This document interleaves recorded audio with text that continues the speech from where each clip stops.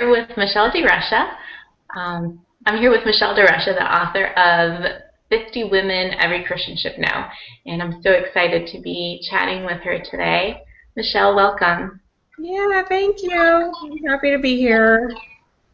Yay. And I know we had some technical issues before we started, but we got them all sorted out. I'm not Yes, the we most technical did. person in the Oh world. my gosh, Saturday morning, I need another cup of coffee.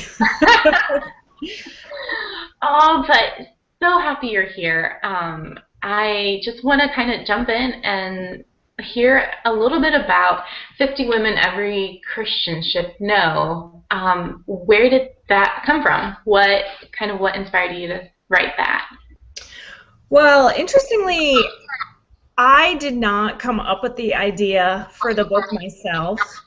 So the publisher is Baker Books, and they contacted my agent looking for a writer. So they published a book a few years ago by Warren Wiersbe called 50 People Every Christian Should Know. And that book had, I think, 48 Christian men featured and 2 women. And so, hold on, I'm just going to turn down my volume here. All I hear is myself like totally yelling.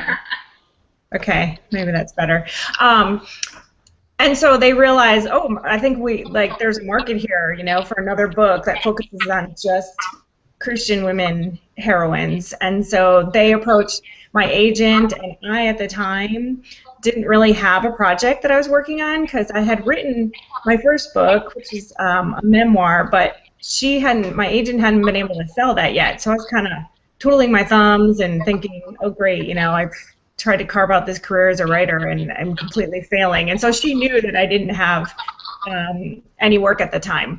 And so she pitched the idea to me, and they had me write a sample chapter. So I wrote about Anne Hutchinson, and they said, yeah, this is good, this is what we're looking for. And so they hired me to write the book. And so it was kind of one of those things where I didn't necessarily want to write the book from the get-go because it wasn't like a project of my heart and my own creation. But then once I got started on it, I just loved it because it was fascinating to learn about so many women in history. And I'm typically not a history person. I don't have a head for dates, or, I kind of space out when it comes to history. But Oh, good. I'm not the only one. yeah. Oh, I thought I'm the worst person to write this book because A, I don't really know anything about Christian history, and I'm not really a history person to begin with. So I thought I am not a good fit for this. But it turned out to be really fun because I tried to make each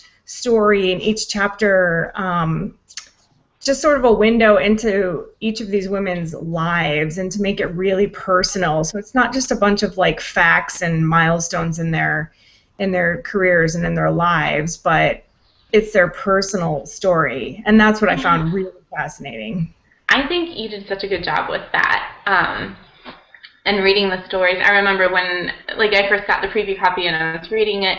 I think I don't know, I think it was like 2 hours. I just sit down and read through so many stories because it doesn't read like a dry history book. It's very engaging. But I'm glad to hear you say that, because I was worried. I thought, oh my gosh, the thought of a book about 50 historical profiles kind of makes me want to go to sleep. And I thought, I have got to try to make this interesting and keep these stories moving along so that the reader is engaged. And I mean, it also helps that the chapters are relatively short. They're only about 2,000 words each. So Right.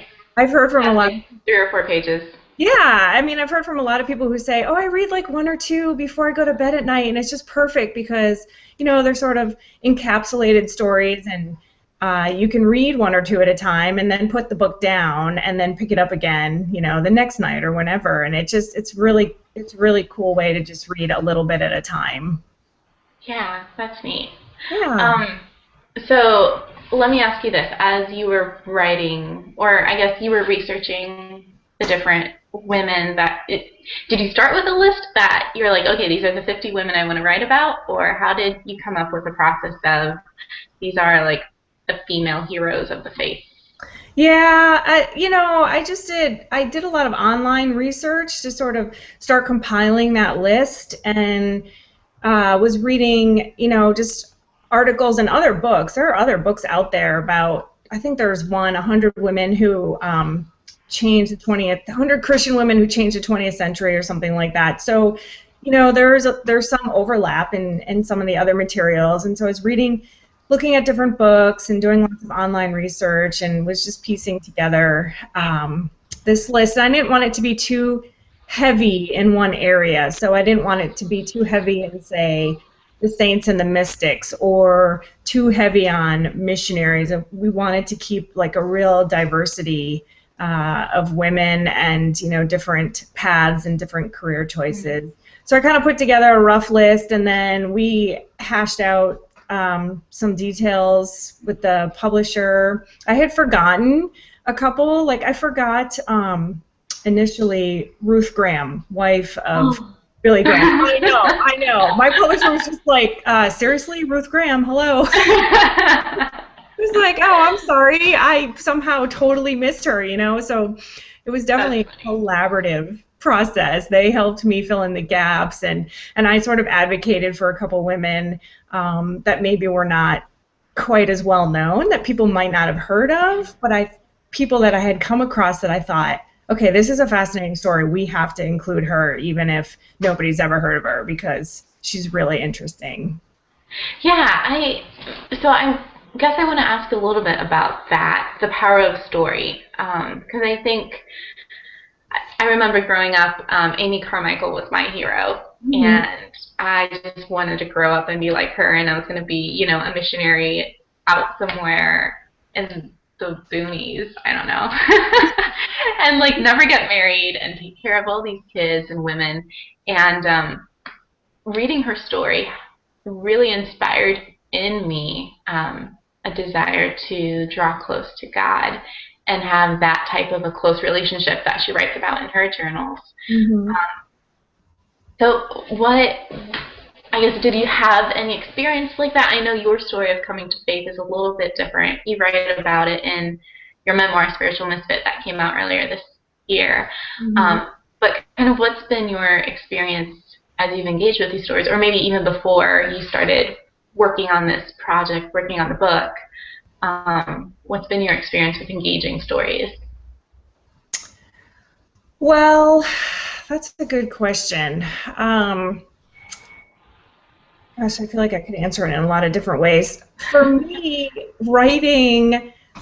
personally for me, writing is a way that I sort of nurture my relationship with God. So a lot of times for me, writing is almost like a form of praying. Like I work out a lot of my questions and issues and whatnot, and I think it helps me move closer to God and my relationship with Him. As far as writing these stories and getting to know these women through their stories, it was a really interesting experience for me because coming to faith late, I didn't have any role models maybe like you did. Like I had never even heard of Amy Carmichael. I know, that's why, I mean, it just shocks me. Like I think I was the worst person to write this book because I really didn't know most of these women, you know, whereas...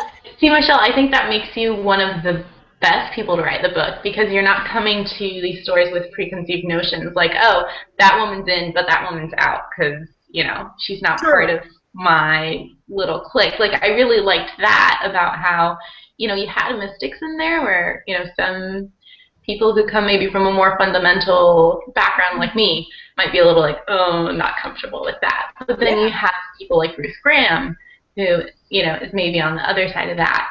But there's a unifying theme in all their stories. There is. And I think what you said is actually, I hadn't thought about it that way, but it's a really good point because I was open to anybody, you know. I was like, okay, Amy Carmichael, don't know who she is, let's check out her story. And what happened was I was just so blown away by every woman, every story that I read. I literally said to my husband, he could vouch for it, like, this one was my favorite one. I said it every time I finished a chapter. Like, you say that every time because it was so they just knocked my socks off, every single one of them. I learned something new. My faith felt, inspired and sort of renewed and ignited in a new way by their stories. So it was really personally, really fulfilling project for me too. So for those who maybe aren't familiar with some of these female heroes of the faith, or maybe some people like me who grew up with knowing some of them in a very limited sense, would you say that these are women who had it all together and, just kind of from the get-go had this strong faith in God and set out to impact God's kingdom? Some of them did for sure. I think somebody like Amy Carmichael, right from the get-go, she really had a passion and a fire for God and wanted to serve the least of these, and she knew that from the get-go, and she was doing that even as a kid.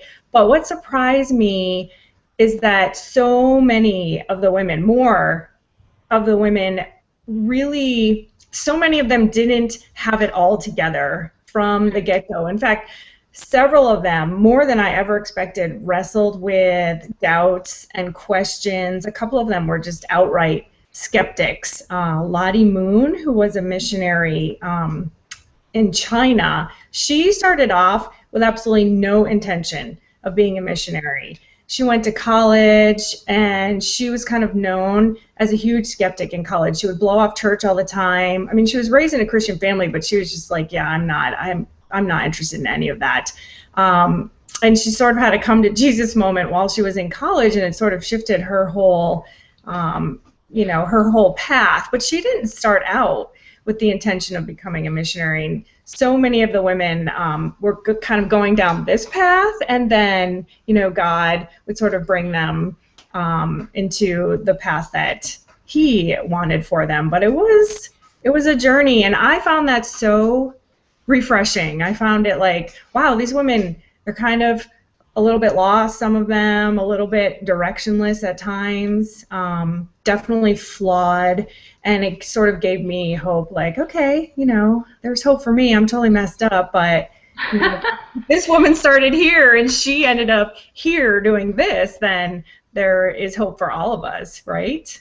And I love that you tell the story that way, that it's not just this picture perfect, like, here's this person who had it all together and, did these great things for God. But you share a little bit about their struggles, and it just, I think, is more realistic than some of the portrayals that I've grown up with, I guess. I love the story of, I might mispronounce her name, Teresa of Avila. Is that right? Teresa, was she okay, which one was she? Teresa of Avila. Yeah. The nun. She was a Carmelite nun, like way back in like the, oh gosh, see, I'm really bad with dates, but like I think the 15th century or something like that. Yeah. 1,000 years ago, almost. Yeah. Okay.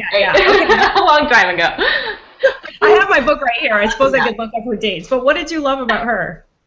But she didn't start out as a nun, right? No. She started kind of on the opposite side of the spectrum. Yeah, she did. She was super into, I love Teresa of Avila because she was super into fashion, and she was kind of materialistic, and she liked to have a good time and go out with her friends on the town, and she had a lot of suitors who were interested in marrying her. And in fact, her dad sent her to the convent originally because he was afraid that she was just like really going down the wrong path and was not going to end up, a decent woman. So I think I saw her compared somewhere as the Kim Kardashian. Yes. Like Middle Ages. That's what I think of her as, because she just loved to have like fancy clothes, and her hair was always fancy, and she had lots of jewelry, and she just really liked to look good. And I could totally relate to that because I can be kind of vain sometimes. And so I thought, oh, wow, okay, this, here's this woman who starts off kind of shallow, a little bit vain, and then she ends up founding 16 convents, and she writes a book called Interior Castle, which is just really famous and well known even today, all these centuries later, about these visions that she had of God and Jesus. And yeah, she's just turned out to be an amazing woman who did amazing things. And I guess what is so encouraging for me about her story is that it did, like, she didn't do a 180. Like, she didn't go from this frivolous life of luxury to all of a sudden, like, I don't know, sackcloth and barefoot and eating only bread and water, which I know that's such a stereotype, but some of Mm-hmm. the nuns and monks lived such, I guess, not impoverished, but very strict and disciplined lives. But Teresa did a much more gradual um, kind of entry into that, and I love the fact that that kind of gives me hope. Not that I'd ever want necessarily to live that type of a lifestyle. Although who knows, maybe God will call us to that one day. But more that there was a process. And I love reading that process in women's lives and seeing that God works that way throughout history. Mm-hmm. Yeah, that's totally true. It wasn't like a Paul conversion moment where, she was struck by lightning and then she just was completely renewed instantaneously. It was a lifelong, like you said, it was a lifelong process. Um, and yeah, she started in a convent that was sort of like a society convent. And are you still there? Uh-oh.